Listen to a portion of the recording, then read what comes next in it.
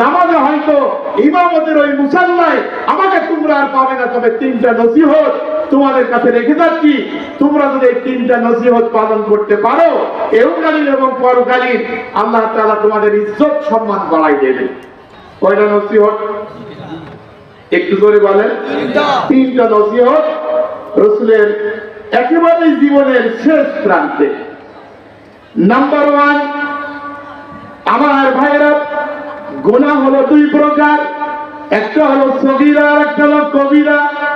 পাহাড় পরিমাণ মানুষ যদি গুনাহ করে, গুনাহ করার পরে যদি মানুষ অনুতপ্ত হয়, লজ্জিত হয়, শর্মিন্দা হয়, রাতের গভীর অন্ধকারে স্কুল কলেজ মাদ্রাসা যখন বন্ধ হয়ে যায়, মুসল্লায় দাঁড়িয়ে 4 রাকাত তাহাজ্জুদ পড়ে হাতটা যখন বান্দা বান্দি আল্লাহর দরবারে তুলে দেয়, চোখের পানি, আমার ভাইরা, চোখ থেকে পড়ার আগে আল্লাহ পাক বান্দা বান্দির মুনাজাত কবুল করে তার জীবনের সকল গুনাহ খাতা মাফ করে দেয়।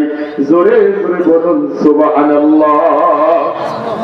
আল্লাহ তাআলা বলেন, ইল্লা মান তাবা ওয়া আমিলা আমালান সালিহা ফাউলাইকা ইউবাদদিলুল্লাহু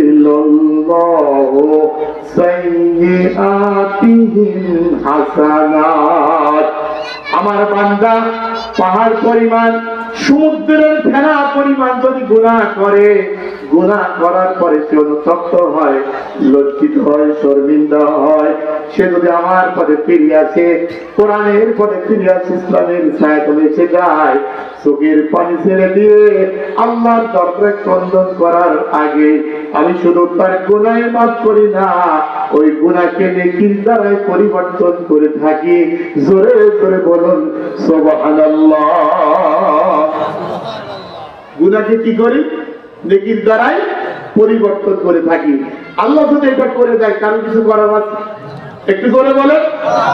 আমার ভাইরা, মেজবাহু সারি ফি হাল্লি সাওয়ালাত বইটির মধ্যে আমি দেখলাম বাংলাদেশের 24 অস্ট্রেলিয়াতে যত বড় দেশ হয়, এত বড় দেশের খলিফা আকাশের তরকানায় যার নাকি দুনিয়া থেকে জান্নাতের সনদ পেয়েছেন। শুধু তাই নাই, নবীজি বলেন, লা তাকুমু সাআতা ইয়াবাসু কাযাবুনা দাজ্জালুন সালাসুন কুল্লুহুম আযওয়ানা রাসূলুল্লাহ ওয়া ফিল বাবি আন জাবির বিন সুমরাত ইবনে ওমর হাযা হাদিসুন হাসান সহিহুন রাওয়াহু তিরমিজি আনা খাতামান নবিয়্যিন লা নবিয়্যা বাদি লাকানা ওমর। হুজুর বলেন, আমার ইন্তেকালের পরে কিয়ামত পর্যন্ত নতুন কোন নবীর আবির্ভাব হবে না, তবে 30 জন ভণ্ড নবী দাবি করবে। তবে আল্লাহ পাক আমার পরে কাউকে যদি নবী করে প্রেরণ করতো লাকানা ওমর, অবশ্যই অবশ্যই সেই ব্যক্তি ওমর হয়ে যেত। বলুন সুবহানাল্লাহ। হযরত আমিরুল মুমিনিন ওমর বলেন, জুম্মার নামাজ কমপ্লিট হয়ে গেল, নামাজ শেষ করে আমি মসজিদ থেকে বেরোলাম, আমি হাঁটতে আছি। আমার ভাইরা চলতে চলতে উনি লক্ষ্য করে দেখলেন রাস্তার ধারে একজন যুবক, টকবকি যুবক, উনি চিৎকার করে কাঁদতেছেন। মানুষ জিজ্ঞাসা করে, আপনি কেন বসে আছেন? উনি বলছেন, ওই হাট, আমি হালাক হয়ে গেছি, ধ্বংস হয়ে গেছি। আমি একটা মাসলা জানার জন্য হযরত ওমরের প্রতীক্ষায় আমি এখানে বসে কাঁদতেছি। আমিরুল মুমিনিন তার কাছে হাজির হলেন, হওয়ার পরে বলতেছেন, ভাইজান আইনা দারুকা, কোথায় আপনার ঘর, মাসলুক, আপনার নামটা কি, সব ঠিকানা বর্ণনা করলেন। এবার আমিরুল মুমিনিন ওমর বলতেছেন, যুবক, তুমি কেন লিমা তাবকি, তুমি কেন কাঁদো, তোমার চোখে কেন পানি? যুবক টকবকি যুবক হাওমা করে কান্নায় ভেঙে পড়লেন আর বললেন, আমিরুল মুমিনিন ওমর, দীর্ঘ সময় আপনার প্রতীক্ষায় আমি বসে আছি। আমি ওই হাত, আমি ধ্বংস হয়ে গেছি, তাইহিনী, আমি পাক হতে চাই। এই অবস্থায় আমি যদি মারা যাই, আমার জাহান্নাম ছাড়া কোনো গতি নাই। এত পরিমাণ আমি যে গুনাহ করেছি, আমার ধারণায় গুনাহ যদি আল্লাহ পাক জিজ্ঞেস করে, আমার নিশ্চিত জাহান্নাম হবে। হযরত আমিরুল মুমিনিন বলতেছেন আত-তাইবু মিনাজ জামবি কামান লা জামবালা। আমার নবী বলেছেন কোন মানুষ যদি পাহাড় পরিমাণ গুনাহ করে, নদীর সমুদ্রের ফেনা পরিমাণ গুনাহ করে, গুনাহ করার পরে সে যদি অনুতপ্ত হয়, লজ্জিত হয়, শর্মিন্দা হয়, তওবা করে আল্লাহর রাস্তায় ফিরে আসে, আল্লাহ পাক তার জীবনের সকল গুনাহ রাশি মাফ করে দেয়। বলুন সুবহানাল্লাহ। এ যুবক, তুমি কি এত বড় গুনাহ করেছো? এই বিশাল জমিন আর আকাশের মালিক আমার আল্লাহ মাফ করবে না, এটা তো হতেই পারে না। তুমি বলো কি অন্যায় তুমি করেছো? আমার ভাইরা উনি বলতেছেন না আমি সাব্বাবুন আমিরুল মুমিনিন, আমি একজন টকবকে যুবক, আমি চাকরি করি না, বাকরি করি না, আমি একজন ফার্স্ট ক্লাসর, মানুষের ঘরের শীত কাটি না, চোপট করে টাকা গ্রহণ করি না, অর্থ আত্মসাৎ করি না, আমি এমন এক প্রকারের চোর, আমার সেই চোরের ভাষা বলতে আমার খারাপ লাগে। পৃথিবীর মানুষগুলি, মক্কা মদিনার মানুষগুলি যখন মারা যায় তাদেরকে জান্নাতুল বাকি, জান্নাতুল মুআল্লায় যখন দাফন কাফন করা হয়, মাদফন করা হয়, আমিরুল মুমিনিন রাত যখন গভীর হয়ে যায়, গভীর রাত্রে কোদাল নিয়ে আমি ওই কবরের কাছে হাজির হয়ে কবরটা গর্ত খনন করে আমি ওই কবরের মধ্যে নামার পরে ওই কাফনের কাপড়গুলি চুরি করে আমি বাজারে দীর্ঘদিন বিক্রয় করি। এটাই হলো আমার কাজ। করতে করতে দীর্ঘদিন হয়ে গেল, হঠাৎ করে মক্কা মদিনার একজন প্রভাবশালী লোক, কোটিপতি আমার ভাইরা, সকল দিক সে সুনাম ধন্য একজন ব্যক্তি, হঠাৎ করে তার একজন ইয়ং মেয়ে, যুবতী মেয়ে হঠাৎ করে আকস্মিক ভাবে মারা গেলেন। দাফন কাফন কমপ্লিট হয়ে গেল। দৈনন্দিন জীবনের মতোই রাত 12টার সময় ওই কবরের কাছে আমি হাজির হলাম। আমি যখন হাজির হলাম, কবরের মাটি আমি সরাতে লাগলাম, সরাতে কবরটা উন্মুক্ত হয়ে গেল। আমি কবরের মধ্যে নামলাম, নামার পরে তার শরীর থেকে কাপড়ের কাপড়টা যখন আলাদা করলাম, আমি কাপড়টা বের হয়ে যাব, আমার চেহারার মধ্যে শয়তান ওয়াসওয়াসা দিল, ধোঁকা দিল, যুবক এই সুন্দরী রহমতী তার ধারের কাছে যাওয়ার ক্ষমতা তোমার নাই। এই নির্জনে গভীর রজনীতে তুমি আর এই মুদ্রা, এই মেয়ে ছাড়া তার কিছুই, কেউ তো এখানে নাই। তুমি যদি তোমার মনের বাসনা কামনা পুরা করতে পারো, এই কবরের মধ্যে এই যুবতী মেয়ের সঙ্গে তুমি জিনা করতে পারো।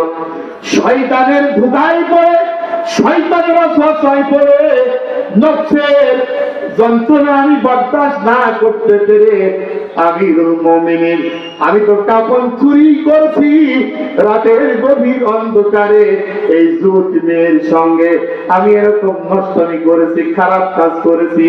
আমার কাজটা যখন কমপ্লিট হয়ে গেল, কবর ছেড়ে আমি উঠে পড়লাম। হঠাৎ করে এই কবরের ভিতর থেকে মেয়েটির কণ্ঠে আওয়াজ আসলো, যুবকরে আমি একজন পর্দাশীলা মহিলা, তাহাজ্জুদ আমার জীবনে কোনদিন কাজা নাই, তুমি আমাকে যে সর্বনাশ করলে, এমন কাজ করলে আল্লাহর কাছে কি তুমি মুখ দেখাবে? এই আওয়াজ শোনার পরে আমিরুল মুমিনিন, আমার শরীরের মধ্যে কম্পন শুরু হয়ে গেছে, আমি কাঁপতেছি, হায় আল্লাহ আমি কি করলাম? মানুষ যখন গুনাহ করে, শয়তান তার কাছে যখন হাজির হয়ে যায়, সে কিছুই বুঝতে পারে না। কিন্তু ন্যূনতম ঈমানের বাতি যদি আপনার ভিতরে থাকে, ওই গুনাহ করার পরে মানুষ কিন্তু অনুতপ্ত হয়, লজ্জিত হয়।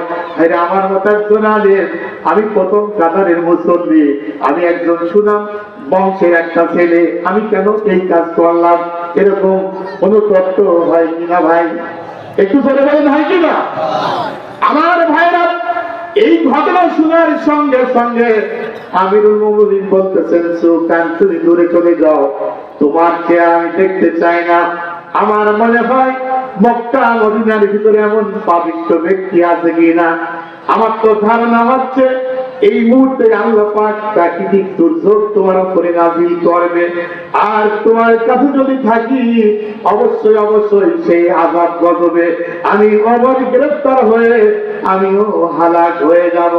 তুমি আমার সামনে থেকে বিতাড়িত হয়ে যাও, চলে চলে যাও। আমার আল্লাহ এত বড় গুনাহ কঠিন কারো তোমাকে মাফ করতে পারে না। একটু জিকির করেন লা ইলাহা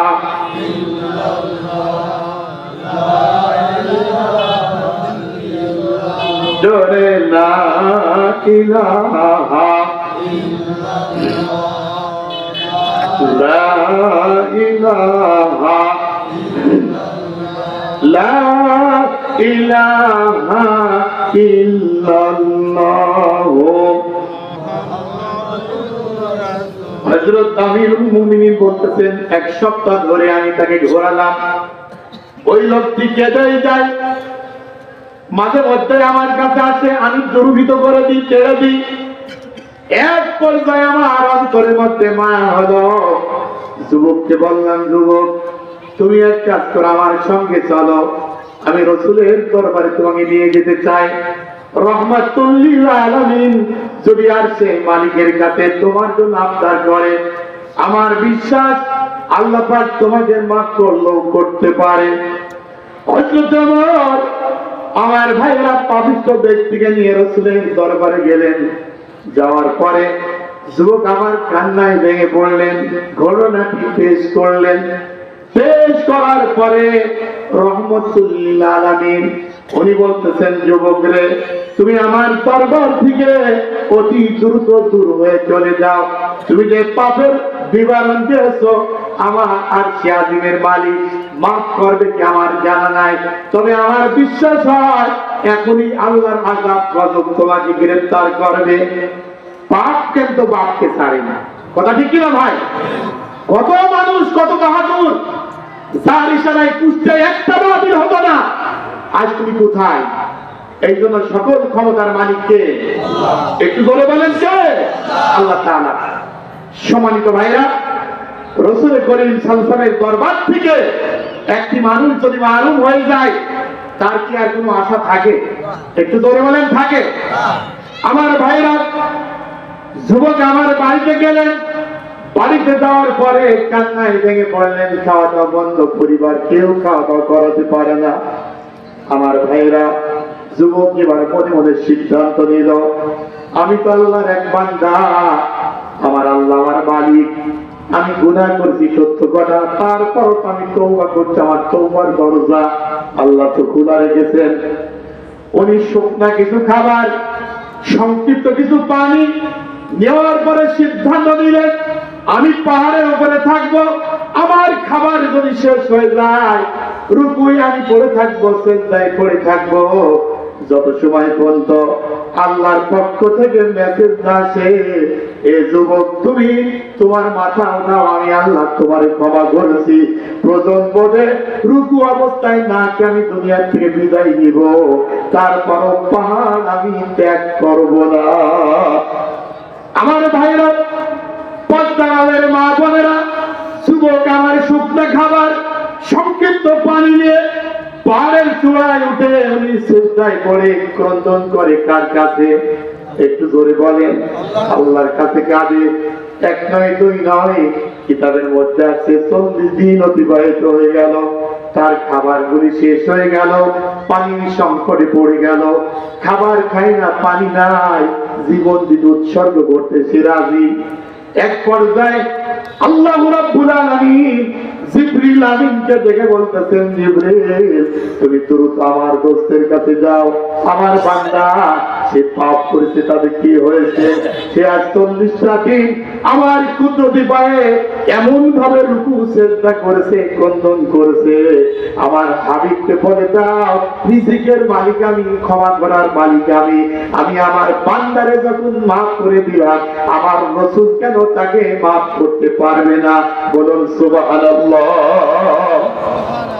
আমার ভাইরা, বিশ্ব নবীকে যখন এই মেসেজ দেওয়া হলো, বিশ্ব নবী সাহাবায়ে কেরামদের পাঠাই দিলেন। যুবককে আমার ভাইরা পাহাড়ের তলদেশ থেকে আনা হলো, রাসূলের দরবারে আনা হলো। তারা গোসল করানো হলো, কালিমা শাহাদাত পড়লেন। আল্লাহর নবী আমার ভাইরা তার সঙ্গে করে কালিমা পড়তেছেন।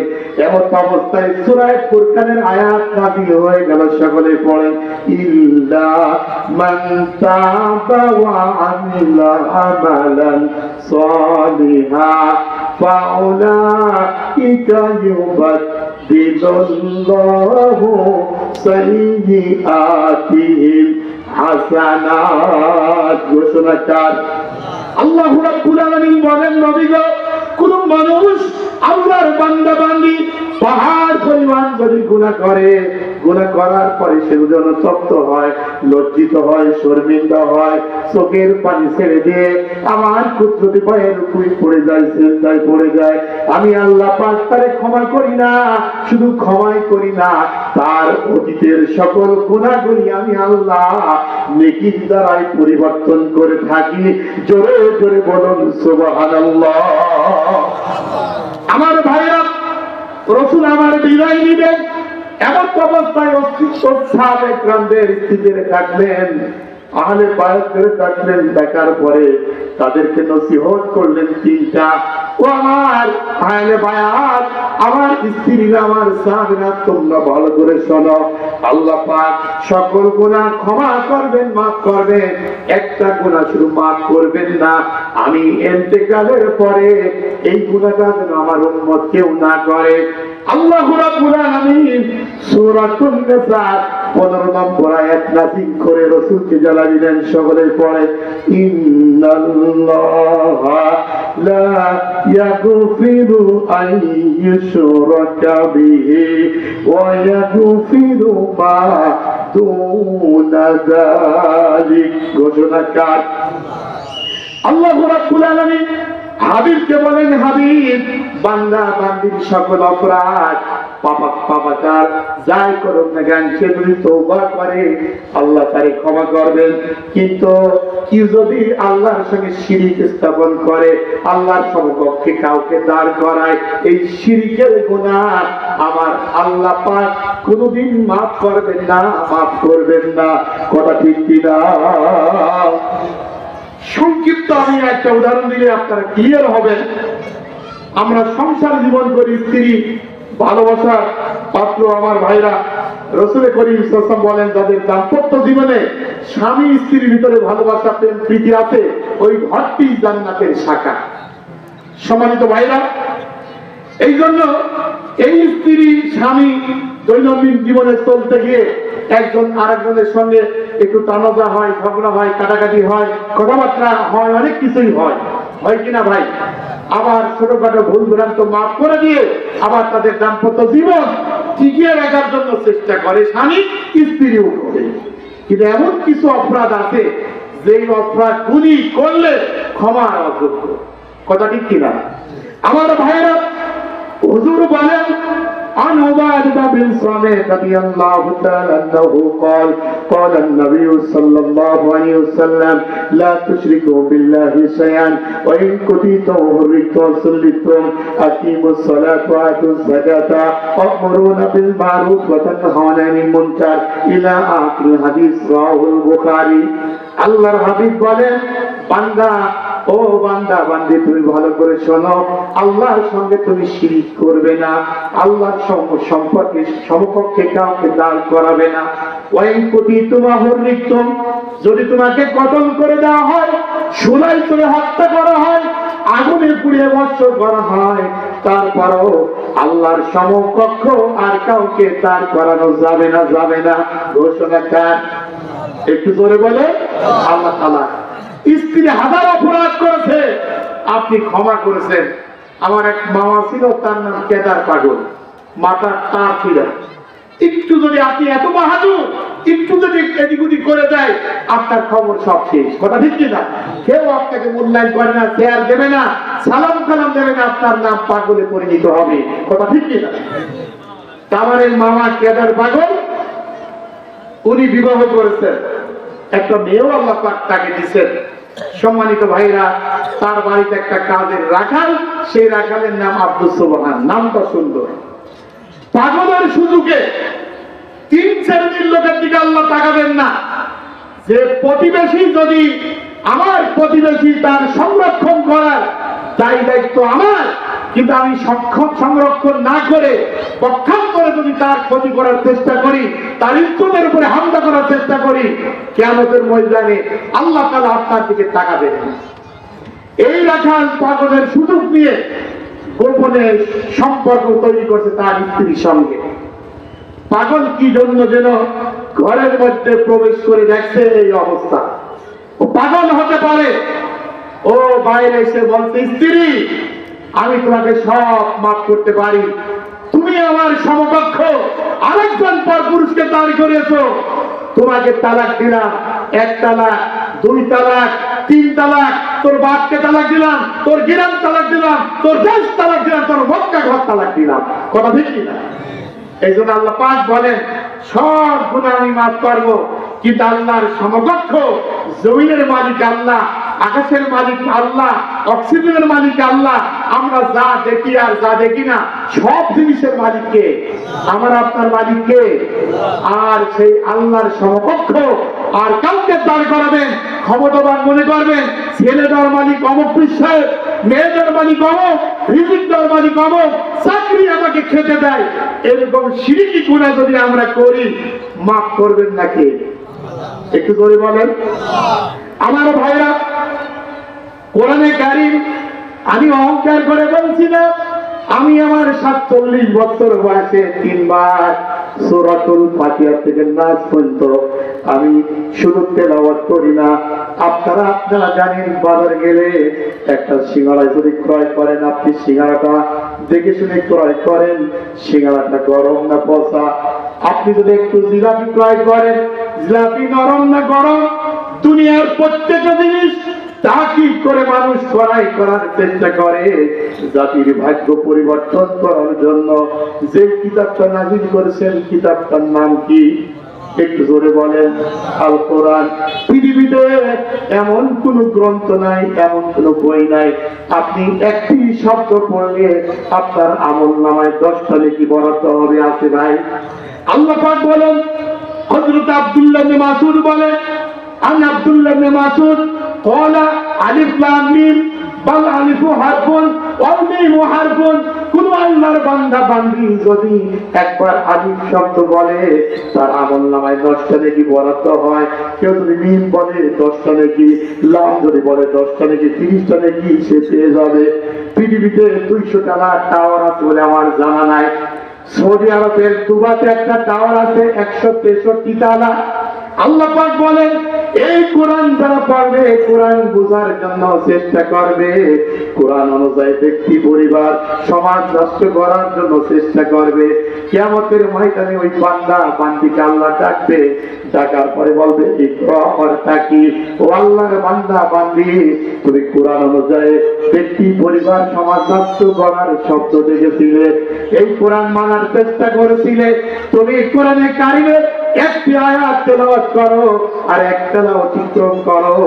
আমার ভাইরা হুজুর বলেন, বান্দা বান্দি যারা কোরআনের হাফেজা তাদের তালা হবে, যে বাড়ি দেওয়া হবে 1 নয় 2 নয় 6336 তালা বিল্ডিং এর মালিক। জোরে জোরে বলুন সুবহানাল্লাহ। 6336 তালা বিল্ডিং এর মালিক বানাই দেবেন কে? একটু করে বলে আল্লাহ তাআলা। আমার ভাইরা, কোরআনে কারিমের 21 পারা একটি সূরা নাযিল হয়েছে, সেই সূরাটির নাম সূরা লুকমান। নামটা কি? সূরা লুকমান। লুকমান কোনো দামি লোক ছিল না আমার ভাইরা, উনি কোনো প্রেসিডেন্ট ছিলেন না, উনি কোনো আমার ভাইরা প্রভাবশালী ব্যক্তি ছিলেন না, উনি ছিলেন একজন কৃতদাস।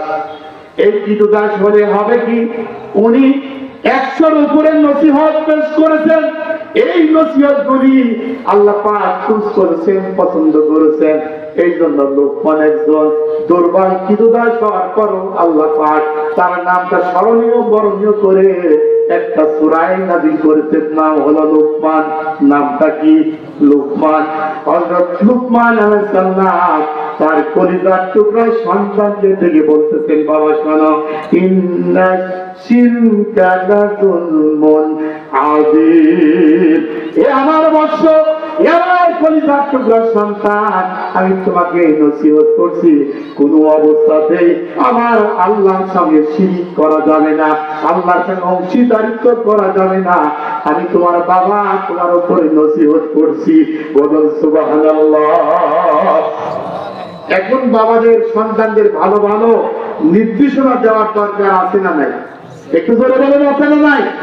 কিন্তু আপনারা তো তা দিন না। 5 ওয়াক্ত নামাজ যদিও পড়েন, আপনার ছেলে যদি ইউনিয়ন পর্যায়ের একটা নেতা হয়, ন্যান্দির বিলের বড় বড় মাছ, ইলিশ মাছ, কোন জিনিসের ঘাটতি নাই, প্রত্যেক দিন নেয়, আর আপনি তাহাজ্জুদ করেন আর জিকির করেন আর মাছ খান আর বাজারে যে গল্প করেন, বাপরে বাপ আমার ছেলে খুব বড় নেতা গো। আপনি একবার চিন্তা করেন, আমার ছেলে চাকরি নাই, বাকরি নাই, ব্যবসা নাই, বাণিজ্য নাই, টেন্ডারবাজি করে, শয়তানি করে, জোর করে, জুলুম করে, মানুষের কাছে টাকা দিয়ে এইভাবে মাছ কি ক্রয় করে, আমি একজন হাজি মানুষ, আমি খেতে পারি না, কথা ঠিকই না? কোনদিন কিন্তু আমরা ভ্রুক্ষেপ করেও টাকাই নাই। কিয়ামতের ময়দানে আপনি বাবা হন আর সেই হন, আপনাকে অবশ্যই অবশ্যই অক্ষর অক্ষরে হিসাব দিতে হবে কার কাছে? একটু করে বলেন আল্লাহ তাআলা।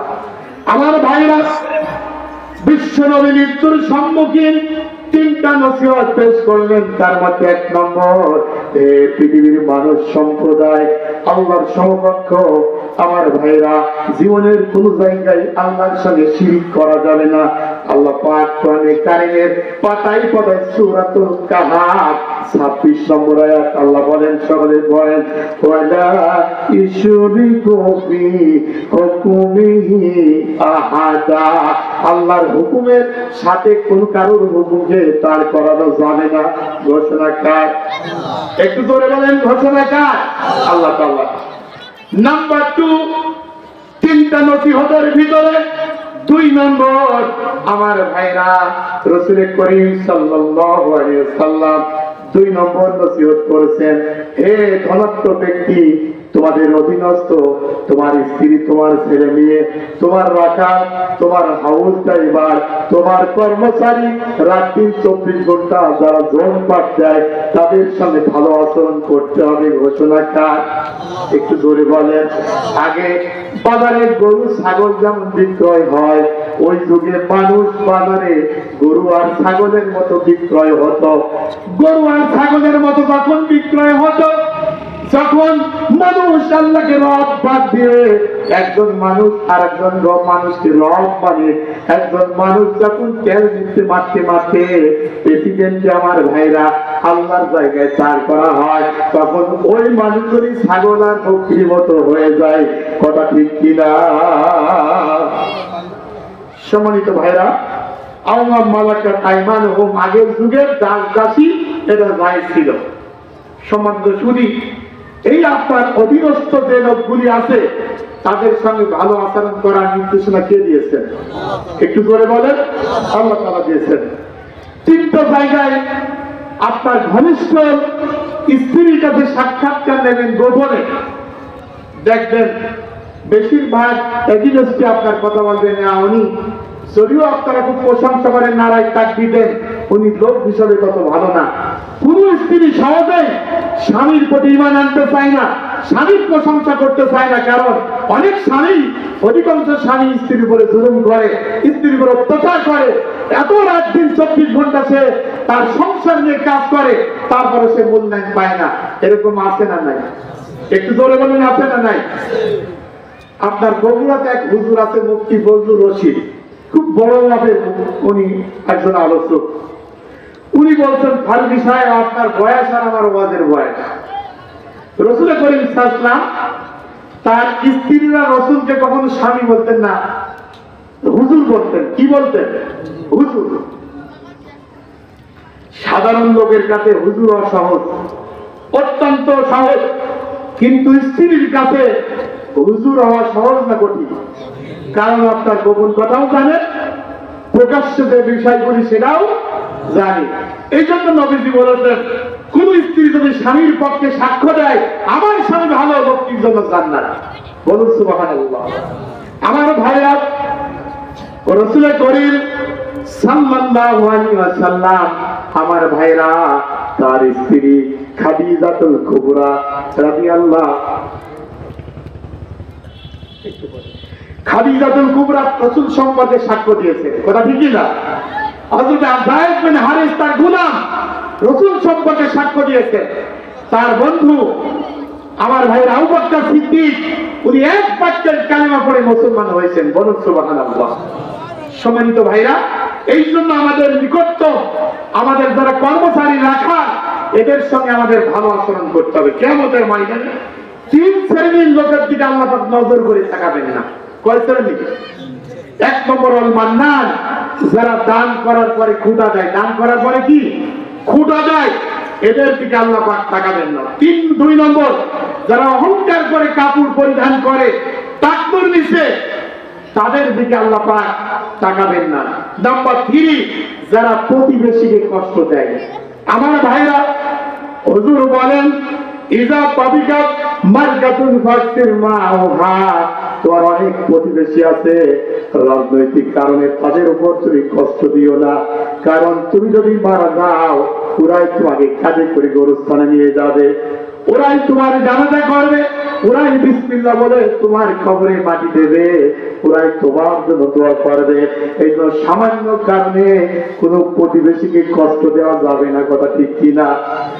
আমার ভাইরা, ইমাম কুরতুবী তাফসীর গ্রন্থের মধ্যে বর্ণনা করে, যিনি মালিক হবে, তার অধীনস্থ হবে, তার জন্য 1 নয় 2 নয় 15টা কাজ করার নির্দেশনা দিয়েছেন। কয়টা? একটু করে বলেন। 15টা। হযরত মুআয রাদিয়াল্লাহু তাআলা বর্ণনা করেন, প্রতিবেশীর সঙ্গে ভালো আচরণ করতে হবে।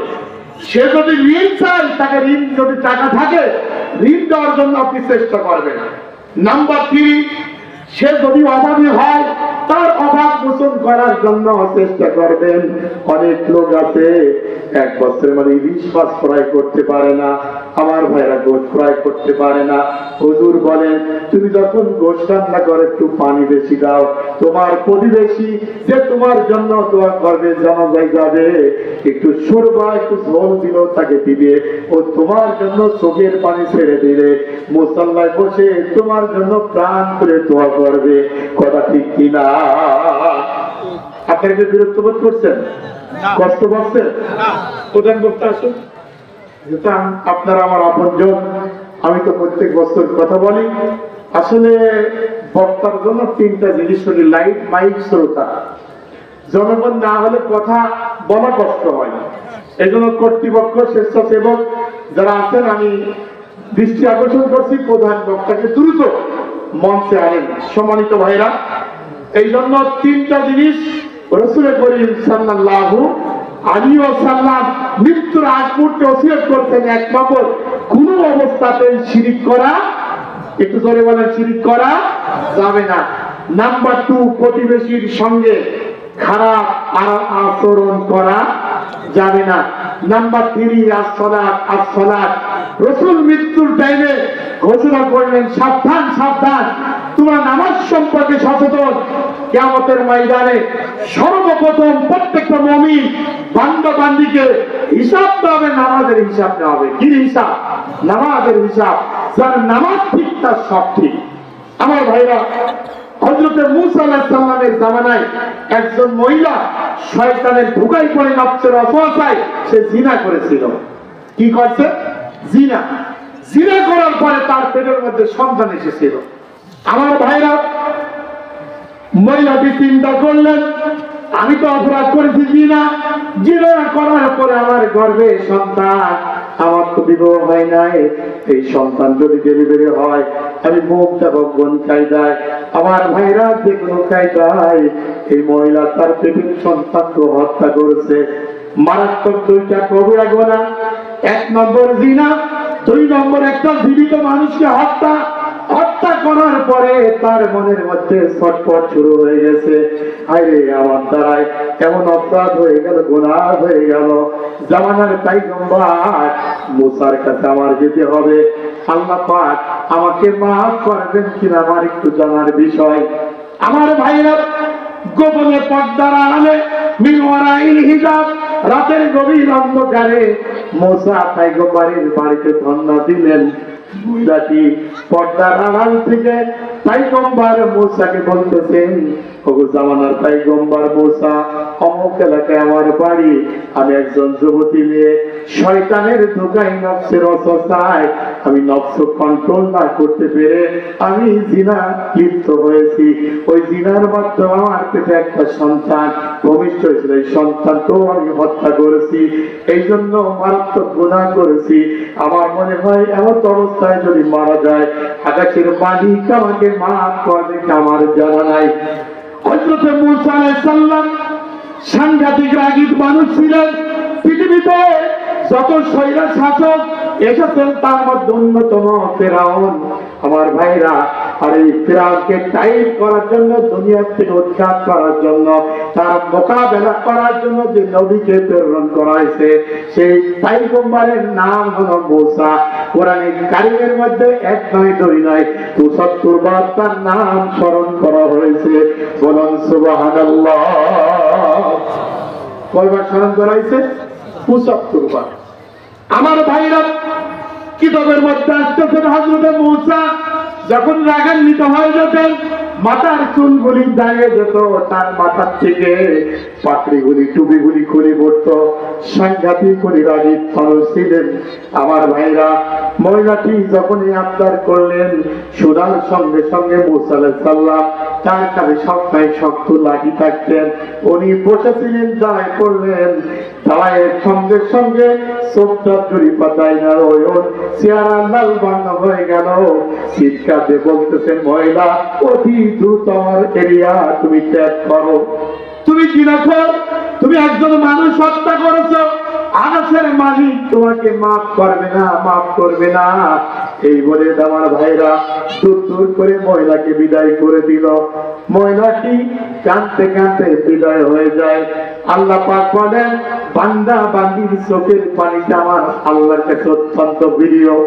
আল্লাহর ভয়ে কোন বান্দা যদি একটু চোখের পানি বেরিয়ে যায়, আল্লাহ পাক ঘোষণা করেন তার জন্য জাহান্নামের আগুন আল্লাহ পাক হারাম করে দেবে। কথা ঠিক কিনা? আমার ভাইরা, মহিলা আমার কাঁদতে কাঁদতে বিদায় নেয়। জামানার পয়গম্বর মুসার দরবার থেকে আমি যখন মারুম হয়ে ফিরে আসলাম, বিদায় হয়ে ফিরে আসলাম, আমার কোনো ক্ষমা নাই, আমার কোনো মাফ নাই। এমন অবস্থায় ওর চোখের পানি মঞ্জুর হয়ে গেছে কার কাছে? একটু জোরে বলেন, আল্লাহ আমার কাছে। আল্লাহ পাক কোরআনের কারিমের মধ্যে বলেন, কিয়ামতের ময়দানে মানুষের আর পাথরের ইন্ধন হবে জাহান্নাম। পাথরের আগুন যদি একবার লেগে যায়, ও আগুন কিন্তু আর থামানো যায় না। মূসা পয়গম্বর বলতেছেন, আমি সামনে অতিক্রম করে, আমি নবী, আমি পয়গম্বর, আমি শুনতেছি একটা পাথর উনাজারি করতেছে। আমি জিজ্ঞেস করলাম, পাথর লিমা তাপকি, তুই কেন কাঁদিস? পাথরের জুবান খুলে গেল, বলতেছে, জামানার পয়গম্বর, পাথর আর মানুষের ইন্ধন হবে জাহান্নাম, আমি ওই জাহান্নামের আগুনের ভয়ে কাঁদতেছি। হযরতে মূসা পয়গম্বর আল্লাহর দরবারে হাত তুললেন, আল্লাহ পাক তার হাত মঞ্জুর করেছেন। আল্লাহ পাক বললেন, মূসা, পাথরকে তুমি বলো আমি আল্লাহ পাক তার জাহান্নাম হারাম করে দিলাম। বলো সুবহানাল্লাহ। আমার ভাইরা, কয়েকদিন পরে ওই রাস্তা দিয়ে মূসা আলাইহিস সালাম আবার অতিক্রম করে, দেখতেছে পাথর কাঁদতেছে। মূসা আলাইহিস সালাম থমকে দাঁড়িয়ে গেলেন। এবার বলতেছেন, ইয়া আইয়ুহাল হাজার, এ পাথর, সেদিন তুমি কাঁদতেছিলে, আল্লাহ তো তোমারে ক্ষমা করেছেন, কেন কাঁদো? আজ কেন কাঁদো? পাথরের জুবান খুলে গেল।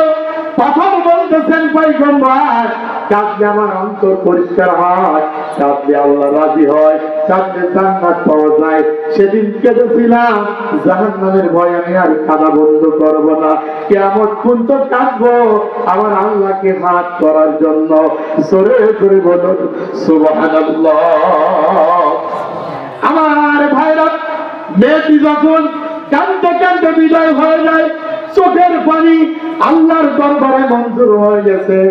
আল্লাহ রাব্বুল আলামিন জিবরিল আমিনকে পাঠায় দিলেন, জিবরিল, তুমি আমার দপ্তরে জানাও, মহিলা তো পাপ করেছে আমার কাছে, সে জিনা করেছে, অন্যায় করেছে আমার কাছে, মানুষ হত্যা করেছে, সে অন্যায় করেছে আমার কাছে। আমি আল্লাহ পাক যখন তারে ক্ষমা করে দিলাম, আমার মুসা পয়গম্বর কেন ক্ষমা করবে না? এই মেসেজটা আমার হাবিবকে তুমি জানাই দাও। হযরত জিবরিল হাজির হয়ে গেলেন, মুসা পয়গম্বরকে বলতেছেন, মুসা আল্লাহ পাক এই মেসেজ নিয়ে আমাকে পাঠালো। তাহলে বোঝা যায় আমার ভাই, আমার বাবাজিরা, আমার কাঁদলে রাজি খুশি হয় কে? একটু জোরে বলেন। আল্লাহ পাক রাজি খুশি হয়। আমি যেই কথা বলার জন্য আপনাদের সামনে হাদিসটা পেশ করতেছি, সহিহ মুসলিম শরীফের হাদিস। জিবরিল আমিন বলতেছেন, ইয়া রাসূলুল্লাহ, একটু আগে যেই মহিলাকে আপনার দরবার থেকে আপনি বিদায় করে দিলেন, এই মহিলা অপরাধ করেছে, জিনা করেছে, মানুষ হত্যা করেছে। আপনি কি বলতে পারেন এর থেকেও মারাত্মক পাপ দুনিয়ার ধরাতে কি আছে? হযরত মুসা পয়গম্বর বলতেছেন, জিবরিল আমার তো জানা নাই এর থেকে মারাত্মক পাপ কি হতে পারে। হযরত জিবরিল আমিন বলতেছেন, আল্লাহ পাক মেসেজ দিয়েছেন, যারা আল্লাহর হুকুম ভাইলেট করে, যারা আল্লাহকে রুকু দেয় না, সিজদা দেয় না, নামাজ কাজা করে, এর থেকেও মারাত্মক অপরাধ আমার আল্লাহর কাছে। এই জন্য 3 নম্বর রাসূল করিম সাল্লাল্লাহু আলাইহি ওয়াসাল্লাম বিদায়ের সময় বললেন, আসসালাত আসসালাত, নামাজ সম্পর্কে তোমরা সতর্ক থাকো।